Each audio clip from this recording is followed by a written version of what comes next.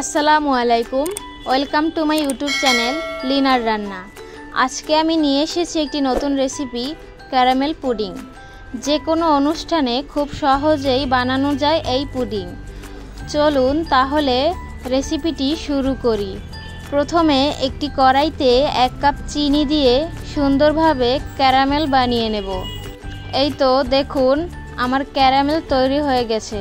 এবার এটিকে একটি পুডিং বানানোর বাটিতে সেট করে রাখব। এবার আসি মেইন উপকরণে। একটি বাটিতে একে একে 4টি ডিম নিয়ে নিলাম। আমি হাঁসের ডিম ব্যবহার করেছি, তবে আপনারা চাইলে মুরগির ডিমও ব্যবহার করতে পারেন। ডিমের গন্ধ দূর করার জন্য সামান্য ভ্যানিলা এসেন্স দিয়ে দিলাম। এখন ইলেকট্রিক বিটার দিয়ে ডিমগুলো ভালোভাবে ফেটে নেব। আপনারা চাইলে কাঁটা চামচ বা মিক্সচারের সাহায্যেও ফেটাতে পারেন। এবার 2 কাপ চিনি দিয়ে দিলাম।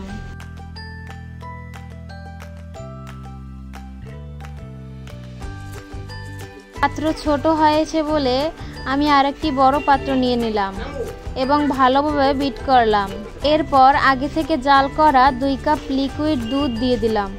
মিষ্টির ব্যালেন্স ঠিক রাখার জন্য অল্প একটু লবণ যোগ করলাম এবং আবারও 2 থেকে 3 মিনিট ভালোভাবে বিট করলাম।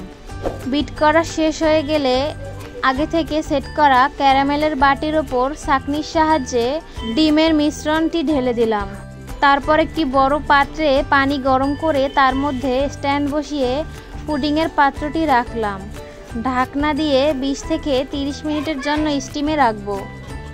সময় একটু বেশি বা কমও লাগতে পারে। আমার সর্বমোট 20 মিনিট লেগেছে। এই তো 20 মিনিট পরে পুডিংটি হয়ে গেলে টুথপিক দিয়ে চেক করব। আমাদের ক্যারামেল পুডিং তৈরি হয়ে গেছে। এবার এটি একটি প্লেটে ঢেলে নিলাম। হাঁসের ডিম ব্যবহার করায় পুডিংয়ে দারুণ সুন্দর রং এসেছে। দেখতেও আকর্ষণীয় ও খেতেও অসাধারণ।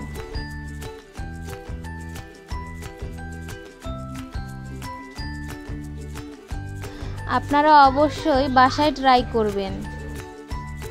আজকের মতো এখানেই শেষ। ইনশাআল্লাহ দেখা হবে পরের কোনো নতুন ভিডিওতে।